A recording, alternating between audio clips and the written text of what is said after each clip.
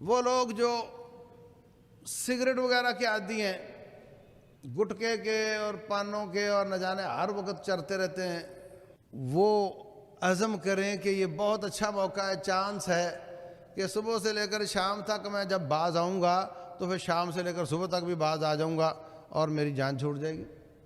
اللہ تبارک و تعالیٰ نے فرمایا کہ صبح سے شام تک آپ نے روٹی نہیں کھانی، پانی نہیں پینا، ایسے ہی ہے۔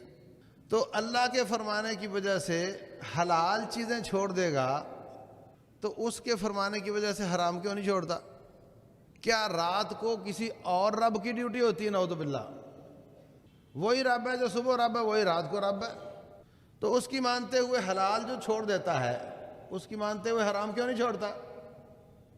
جو گالیاں بکنے کا عادی ہے وہ جب احتیاط کرے گا رمضان میں تو وہ عزم کرے کہ میں نے مستقل ان گناہوں کو چھوڑنا ہے اور پوری کوشش کرنی ہے میں نے۔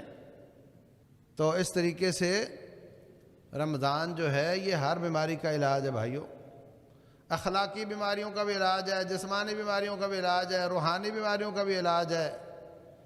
ڈاکٹر کہتے ہیں کتنے ایسے بیکٹیریاز اور ہوتے ہیں، وہ کیڑے ویڑے ہوتے ہیں جو کسی دوائی سے نہیں مرتے، بھوک سے مر جاتے ہیں۔ اور کئی ہندو اور کئی یہودی عیسائی وہ صرف اس لیے روزہ رکھتے ہیں کہ ان کو دنیاوی فائدے حاصل ہو جائیں۔ تو یہ اللہ تعالیٰ کا فضل ہے کہ ہمارے لیے تو اللہ نے اس کو فرض کیا ہے، ہمیں وہ سارے فائدے بھی ملیں گے۔ جو شخص اپنا وزن کم کرنا چاہتا ہے وہ بھی ابھی سے عزم کر سکتا ہے، بڑا گولڈن چانس ہے اس کے لیے، زبردست۔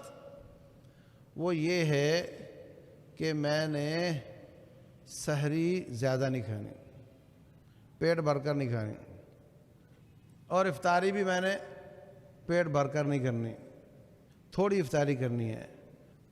کچھ لوگ کہتے ہیں جی روزے بھی رکھے کوئی فرق نہیں مجھے پڑا، اس لیے کہ وہ جس طرح مسافر نماز جمع کرتا ہے یہ کھانا جمع کر لیتا ہے صبح، تو فرق کیسے پڑنا ہے اس کو؟ وہ مناسب کھائے، مناسب کی افطاری کرے تو واقعتاً فرق پڑے گا۔ تو یہ سب کام ہو سکتے ہیں رمضان کی استعداد میں، اس کی تیاری میں۔ اللہ تبارک و تعالی ہم سب کو اس کی کوشش کرنے کی، عزم کرنے کی توفیق دے، عمل کرنے کی توفیق دے۔ واللہ اعلم، وصلی اللہ وسلم وبارک علی نبینا محمد۔